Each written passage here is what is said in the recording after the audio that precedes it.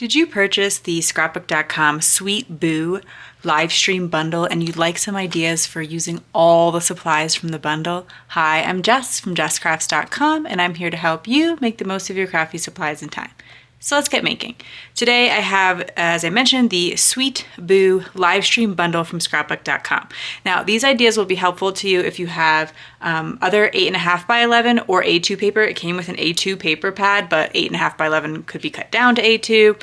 It's just some good Halloween cards I'm going to make today, and just an idea of like how to show you if you like make your own little bundle of products, using them together and really getting the most out of a bundle of supplies.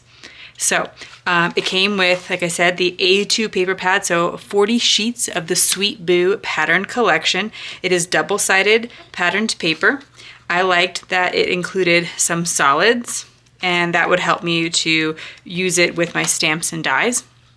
And then it also just included some really fun patterns on the other side. There is quite a few sheets of directional pattern paper. That's okay. I think most of the sketches that I'm going to work with or templates do work with directional patterned paper. And then it came with the Sweet Boo stamp set and coordinating dies, and it does die cut all of the sentiments as well as the images. And then the Mystic Boo die set, which includes several different images, and if you look here on the back, it shows you all the different final products. So there's like a spell book or just a book. You know, it could be great. I like that because you can use it at Halloween, but then at other times. The cat, which could look like a black cat if you cut them out of black, but then could be used throughout the year. So I like the versatility of that. A bow, a flower, some leaves, all of those, again, very versatile, but a couple of also really cute and specific to Halloween images. And so we're going to use some of those today. And I am going to mostly focus on Halloween cards. I am also going to supplement it a little bit with a few other things here and there, but specifically I did do some of my die cutting out of this Violet Studio pearl finish paper pack because it came with a freebie, or it came as a freebie when I placed my order at scrapbook.com for that bundle. When I placed my order and bought the bundle, I actually got 3 different freebies, one tiny stamp set, one small stamp set, and this like cardstock paper bundle. It is definitely more of a cardstock thickness. So I thought in case you placed your order at the same time, you might also have this, and I wanted to give you some ideas for that. But you could absolutely cut it out of any cardstock you have, and even some of the patterned paper. Okay, so often what I like to do when I'm doing patterned paper card making is use my no scrap templates, because it makes working with patterned paper really fast and easy, and I'll get to use the paper without scraps. So I have A2 paper busting template numbers 8 and 9. These are both available for free individual download at jesscrafts.com. So I will link you to those, but you can also purchase them in a bundle on Etsy if you prefer not to download them one by one. And then I'm actually going to use 2 of my 8.5 by 11 paper busting templates because they work with an A2 piece of paper. Basically, you're cutting your 8.5 by 11 into 4 A2 pieces and working from there, so I can use them. And I have generally decided not to overlap the two, so like if I include it in the 8.5 by 11 bundle, it's not included in the A2 bundle, even though technically it could be. So far I haven't done that, but I'm not sure what I will do going forward. But these are available only in a paid bundle on Etsy. But they're very simple. I'll go over all the measurements. So I just want to kind of show you what we're working with. We're going to have these templates, but then let's set up how we would use the supplies. How do we use a bundle of supplies? The first thing that I like to do is look at all my supplies and think about how I could best combine them. So I know, okay, my main, I picked out my templates to go with my A2 patterned paper. So I know I'm going to use my pattern paper. Great, no problem, easy. That's the first thing I did. Then looking at the die and stamp set. Now, there are some cute little images that I could use on my cards, but since I want to try to use a little bit of everything from the bundle, I'm actually going to look to the die set for my images and look to the stamp set for my sentiments. Now, in this case, again, you could do the reverse because there is a boo sentiment and then there are these images, but today we'll do die cut images and stamped sentiments. So Then I like to stamp a bunch of the sentiment to get me started.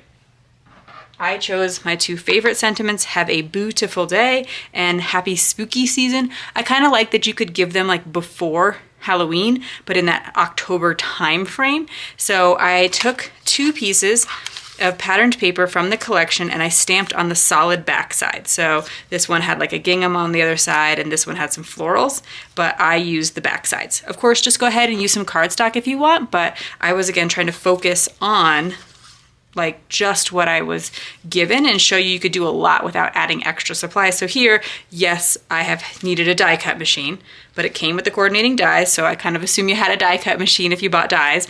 And then some black ink, which is pretty standard. So I stamped, I think like 6 Have a Beautiful Days, because that's what I could get out of a piece of A2 paper, and 5 Happy Spooky Seasons. Again, just trying to, as you can see, maximize the pattern. So that's one piece of A2. Very little left in terms of scraps. You could maybe do a little bit of die cutting with it, but generally I'm pretty okay with like, I got good use out of that paper and throwing out these scraps.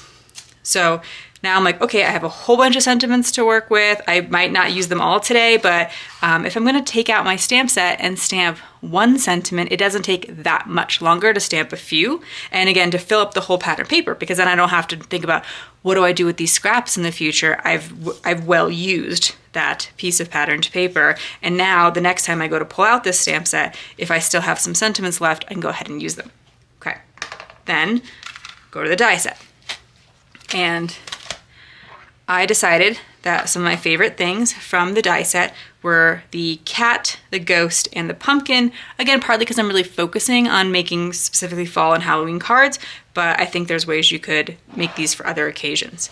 So I like to not only make good use of my sets, but I also like to think, is there any way I can make my crafting life a little easier? And so instead of die cutting out the teeny tiny eyes for the ghost, or even the, like there's a nose and ears for the cat, I'm going to draw in some of those details. But I want to show you how I'm assembling each one. So here's the pumpkin. As you can see, it has some great embossed detail. I cut it out of that pearl finish cardstock, which gives it a lot of interest without having to do anything extra to it. And so I cut the pumpkin from this cream color. It's not a very traditional pumpkin color, but I'm okay with that. Of course, again, there was that orange solid paper in the Sweet Boo pattern paper collection. So if you prefer a traditional looking pumpkin, go for it. And then I just cut the stem out of the gold paper, also from this collection. I'll just leave that to the side so I don't keep moving it around. So that was all from that collection, and that is ready to go. There is a jack-o'-lantern face that you can add to it. I'm gonna choose not to today. I'm just gonna kind of keep it as a little bit more of an elegant looking pumpkin finish, and I die cut a whole bunch of those all at one time for similar reasons, because even if I don't use them all on cards today, I will then have a collection. And you can kind of see what I'm gonna do with some of the other ones. So I did not want to die cut little eyes for my ghost. He has some great detail on him already because of the smile is embossed. The eyes are embossed, the little arms are actually cut so that he could hold something, so maybe he'll hold a pumpkin on one of the cards. But I think he would look better and cuter with eyes. So this is pearl cardstock. It's kind of shiny. I know it's taking a long time to set up, but you'll see that this is like how then your card making can go really quick. You've taken all this setup time. And so because it is a like slick surface, I need a marker that is going to be able to stay on a slick surface. And so I have a Copic sketch marker because it's alcohol based. A Sharpie marker should also work. I did not technically test it, but if you only have a Sharpie marker, that would be a good solution too. I do like the fine tip of my Copic marker, and I'm just gonna draw in some circle eyes. It definitely didn't turn out perfect here, partly because I'm not leaning directly over it, but some of my other ones turned out a little bit better. And I wouldn't worry too much about absolute perfection with that kind of thing. But you could also maybe try, if you're thinking you're having a harder time with it, just trying to like tap the eye down and make like a circle like that instead of moving the tip a little bit, and that might give you more success. Okay, so that's how I added the eyes in for the ghost. And now the cat was a little bit more complicated to finish up. I knew that I needed, well, I wanted to add the collar because I think that's a cute detail. So I just cut that out of gold and I can glue that down. But he needs eyes. And since I did decide to die cut him out of a, you know, it's a dark gray, but kind of gives the vibe of a black cat. So I didn't think that just drawing on 2 little dot eyes would look very good. As you can see, they do kind of include specifically white eyes. And there's, I believe that is the cat nose, cat ears. And then these are the large eyes. So you can then cut the smaller ovals to fill in the eyes. But what I'm going to do instead is draw in a few more details, but I'll share some tips about how I'm going to do that. So I actually would probably, before I even glue this collar on, would do some of my drawing in case I really didn't like how it turned out, so that I'm not wasting that little bit of cardstock and die cutting time. But basically I need to draw little triangles in the ear and fill them in. You'll definitely want to give this a good amount of time to dry, so this might be like a good thing to do as your first step if you're going to be trying to draw in details. Even if you're doing it on regular paper, just giving yourself some time for whatever marker you're using to dry, but particularly with the alcohol markers. So I'm not gonna worry about them being perfect. I'm like, that's 2 triangles, they look similar size, I'm pretty okay with that. And then the nose, I do wanna be a little bit careful because my marker could catch inside the embossing and then the ink could spread. So I'm really trying to use just the tip of the marker so that I have as much control as possible, and trying not to overly fuss with it. So this is my first attempt at a nose. It looks a little bit more pointy on one side than the other, so I can kind of come in slowly with a little bit more detail. And I tend to try to stop as soon as I think that I'm okay with it, rather than try to perfect it. Okay, then the eyes. Now, I think drawing little like oval and circle shapes is harder personally than, like for me, than drawing triangles or squares or, you know, that kind of thing. So I'm gonna decide I don't wanna put my eyes on my cat. I actually did that once. I glued the eyes down and then I tried to put the little like oval shape inside the eyes, and I didn't like how it turned out and I had to pull them off and I almost ruined my die cut, but I did. Okay, so what I decided to do going forward was I die cut some of the eyes out of this pearl cardstock, and then I took a piece of painter's tape and the sticky side is up. So I put it on the back, and now I can stick the eyes into this, the die cut eyes, draw my circles because they're being held in place, because I do not want to be trying to draw little circles while trying to hold this with my fingers. Like, no, it's not gonna work for me. If it works for you, great. But this is the way I find it easier. And so I'm going to now draw in the eyes and then let them really dry well. And then I'll be able to glue them onto my cat. So hopefully all that makes sense. Again, trying to go in with as much of the tip of the marker versus the side of the marker as possible. If you are working with a Sharpie, you would probably want it to be like a newer Sharpie that isn't too dull, has a good amount of ink, that kind of thing in it. Same thing with your Copics. Although Copics are refillable, so it wouldn't necessarily have to be new, and you wouldn't want it too full either. Okay, so this is tricky because the other thing about this is there's 2 of them, so I kind of want them to be like similar size, and I think that's where I get kind of messed up versus like, say, the nose, even less so with the ears. I don't feel like they need to be as much even as the eyes do, and I'm running into that trouble right now where like I'm going to correct it and then I'm like over-correcting, so I might fuss with it a bit off camera, but having it held down makes a significant difference for me. Again, I totally respect it took a long time to explain all of that. However, now going forward, you know how I'm going to be able to embellish every card without having to go through it step by step. So what I think that I want to do is, I know that I stamped about 9 sentiments. I have at least 9 different embellishments. Wait, do I? I have, yeah, I think about 9 embellishments too. So I can make 9 cards, so I'll probably just start cutting enough to do that, and if I need to add extra embellishments, I will. I am going to use some of them as, so you can see this 4 1/4 by 5 1/2. I'm just gonna cut a 3 by for oval out of it. So I am adding some oval die cuts. If you don't have it in your stash, just skip this card and try another one. But this is where I'm gonna take an opportunity to use a paper that I really like. In general, I kind of tend to focus on that. Like when I start using a paper pad, just going ahead and using my favorite ones first so that I'm not saving them for this time. Also, there's 4 of each. So, you know, even if I use 1 sheet of all my favorites or 2 sheets of all my favorites, I will have more for the future. But, you know, go ahead, or maybe, oh, it's 5 sheets, is it? Yeah, I think so.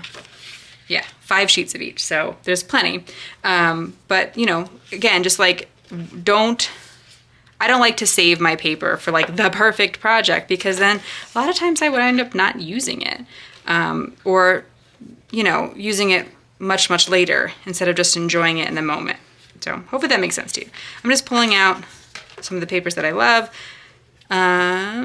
These ones back here, I'm not like super into. They're fine. Like, I mean, there's nothing wrong with them. It's great to have these like semi-solids, but I feel like they, I don't know, maybe it would be good to use some of those like with a really cute thing, because like if I spent a bunch of time making my cats, I kind of want them to shine, but then these papers have a lot of black, or like this one is monochromatic black, and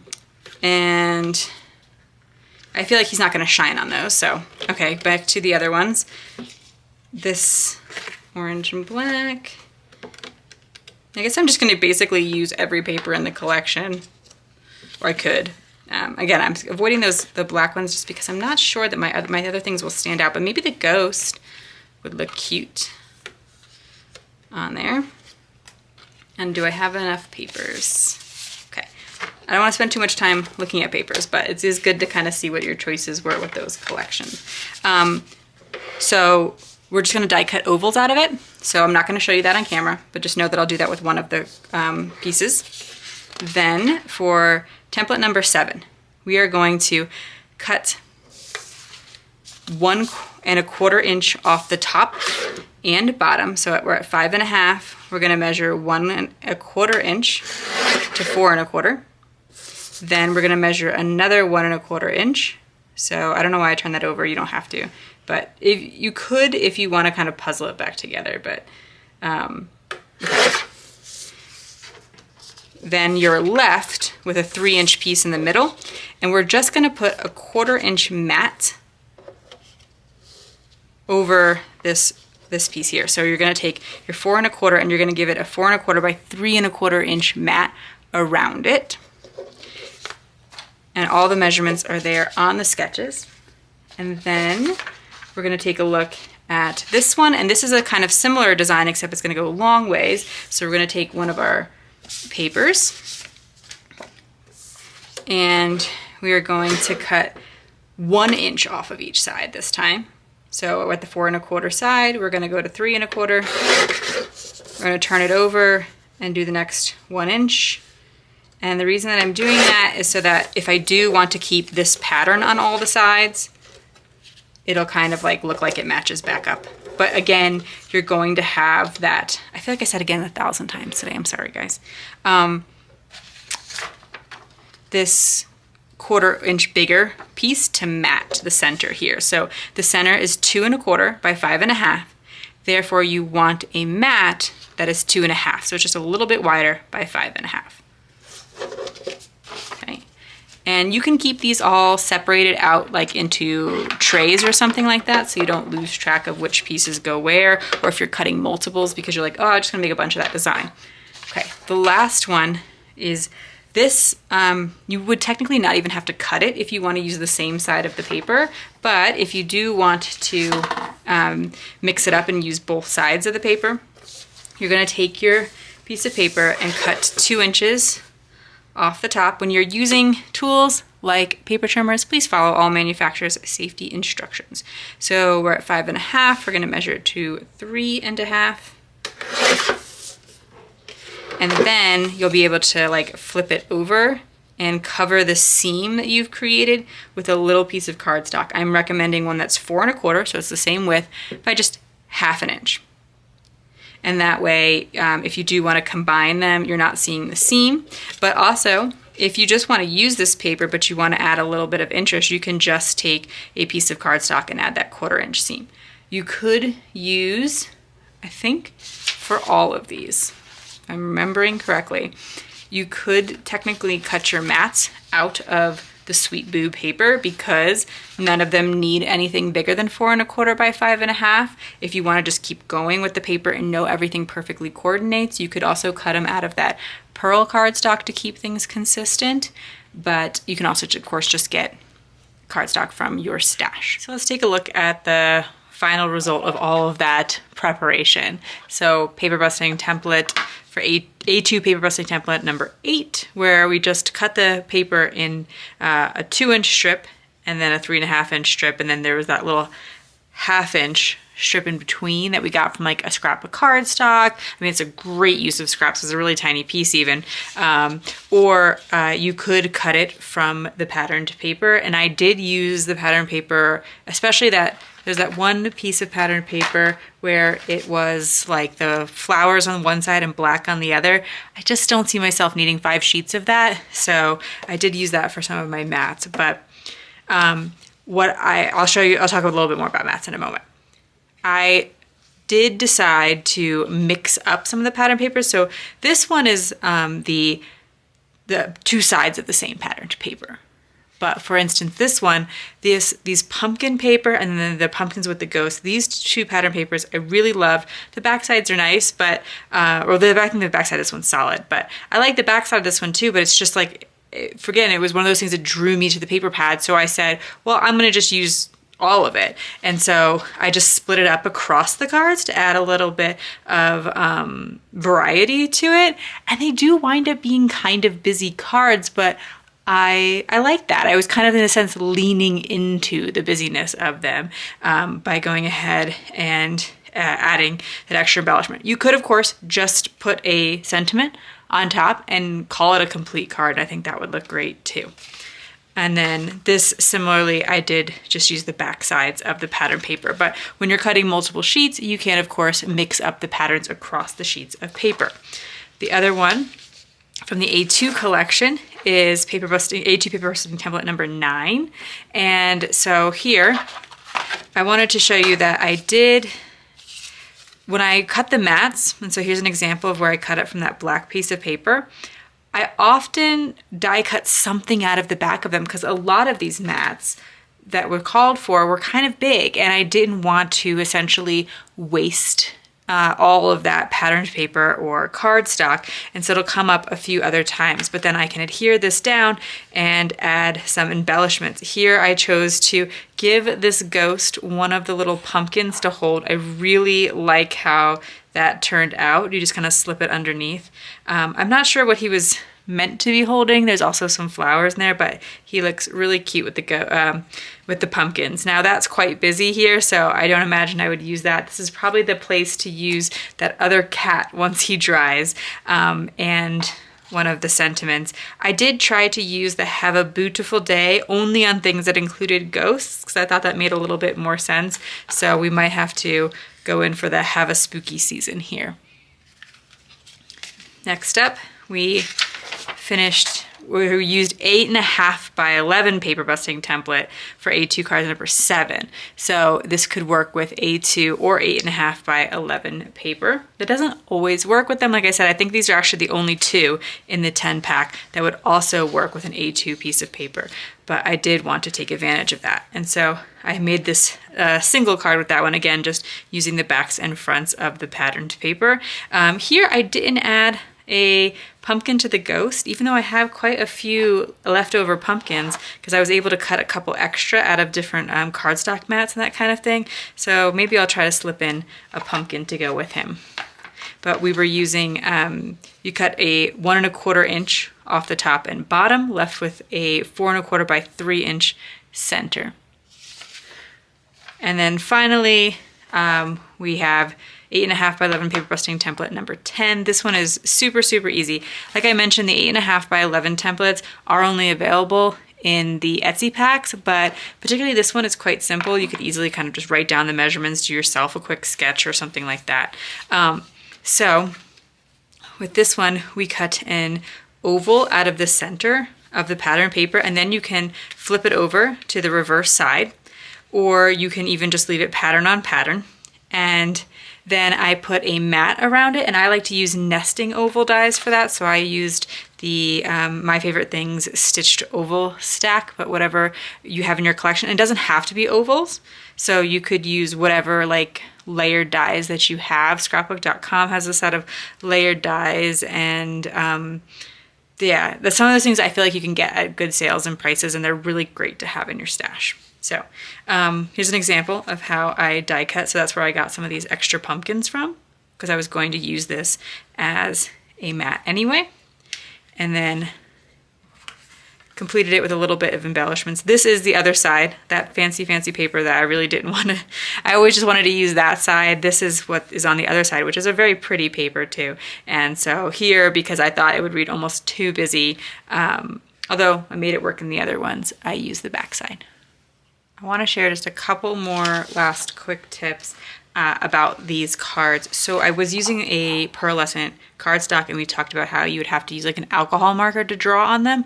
Another thing that I notice about like a sort of shinier cardstock like this is that tape adhesive, in my experience, doesn't seem to do as well, and I prefer liquid adhesive. So I did use my Scrapbook.com Artiste glue when I was gluing a lot of those particular elements down, and then I do use it for a lot of other small elements throughout cards. And then the other thing is something that's probably not very obvious at this point, but I did glue all of these onto craft card bases because I had some craft card bases with like some tears on the front of them from, so nothing was like particularly wrong with them. It's just that like I had to pull things off of them in the past. I almost ruined things. And so I pulled them off, but left these marks behind. And so I was like, okay, I could still reuse these, but I could use them on a card where it was like completely covering the card base, which all of these are. So if you're following along with this, this is a good opportunity to use an unusual card base. So I got to like reuse these damaged, again, they're just like slight tears on them, card bases, and they look totally fine otherwise. It's just the front. But if you have like a color of card base that's like not your, or a color of cardstock, right? That you're like, I have like piles of this one particular color, I really need to get it used, or an unusual color of card base for whatever reason, this would be a good opportunity because it's completely covering the front of the card. So you'll only see that color once you open it. And so as long as that's not too jarring, yeah, so that was the other thing I wanted to point out. I did whip up one last card because I realized I only made 9 cards, and I was like, well, of course I should make 10. I used to, when I got like kits, like monthly kits from Simon Says Stamp or things like that, I would do these like 10 cards, 1 kit videos, and I was thinking, well, this is a perfect opportunity because it's kind of like getting a kit. And so I should make 10 cards for these as well. So I made one more little ghosty holding pumpkins. I don't have actually too much left in terms of embellishments, even though I cut some extra embellishments as I was going through, you know, using up those cardstock mats.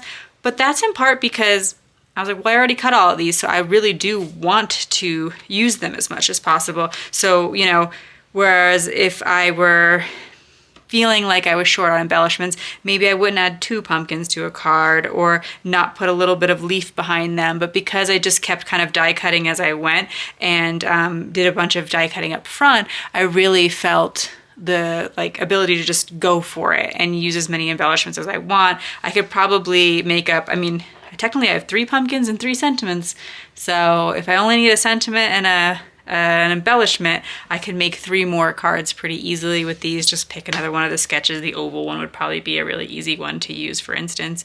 But they're very, very simple sketches, yet they help you to really dive into that pattern paper and enjoy it. If you found this video helpful, here's another video where you can find more ideas for enjoying your crafty time and supplies. Let me know you like this video with a share to your crafty community. Subscribe and click the bell so you don't miss the next template or tutorial, and check the video description for product links. See you in the next video.